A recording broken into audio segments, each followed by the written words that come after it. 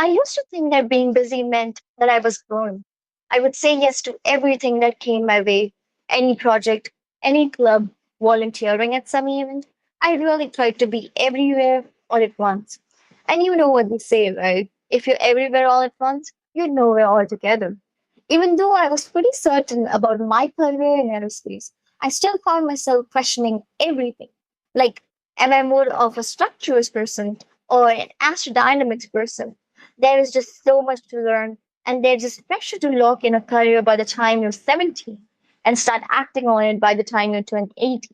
So in my school years, I was doing all these things that were not directly related to my domain, but they end up being the building blocks to my career choices that I make today.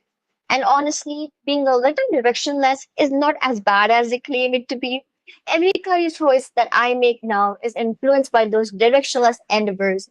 All those scattered pieces were quietly guiding me to the most challenging thing that I did this year, starting a new club.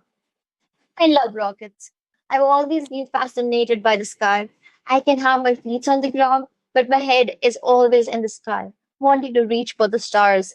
So when I thought about starting a club that would actually survive, the first thing I knew was I had to make conscious, deliberate choices. Early on, I noticed that most clubs in my college were male dominated, and I did not want mine to be the same. So I started reaching out personally to girls I knew who would show any interest in having a technical experience, and I invited them to join. One of the girls hesitated. She said, I would love to join your club, but I don't really have any experience so far. And I could hear the uncertainty in her voice, the same kind I used to have when I was new and unsure if I even belonged in the room. So after the meeting, I stayed back with her, showed her how the rocket setup worked, and let her get a little hands on with it. Slowly, I could see her nervousness turn into excitement. Watching her confidence grow in that 1 hour itself felt a lot like watching my past self get the space I once needed. Our first big project was a water rocket. The engine barely lifted off the ground. I remember feeling this sense of frustration and disappointment. The team members around me looked confused about what to do next.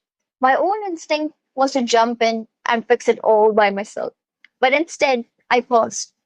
I told my team that we would spend the evening analyzing the failure step by step, and I was listening to everyone's observation, even when they challenged my assumptions. One of the men who pointed out that the engine placement was slightly off center during the ignition. I trusted her observation. We corrected it, rebuilt the model, and a few weeks later, we had a functioning prototype that we will be testing soon this week. I chose to believe in my teammates, and I'm sure that even if it fails this time, it will fail spectacularly, as it will shape the upcoming outcomes in ways reacting impulsively never would have. Starting this club has taught me so much more than how to design rockets.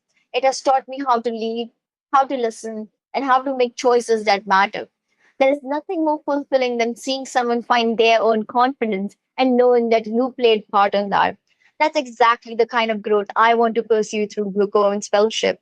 I am excited to join a community of talented, determined women shaping the future of aerospace, to contribute meaningfully and to learn from each one of them. With this fellowship, I will grow both as an engineer and a leader, ready to push boundaries, take on challenges, and make my mark in the aerospace industry.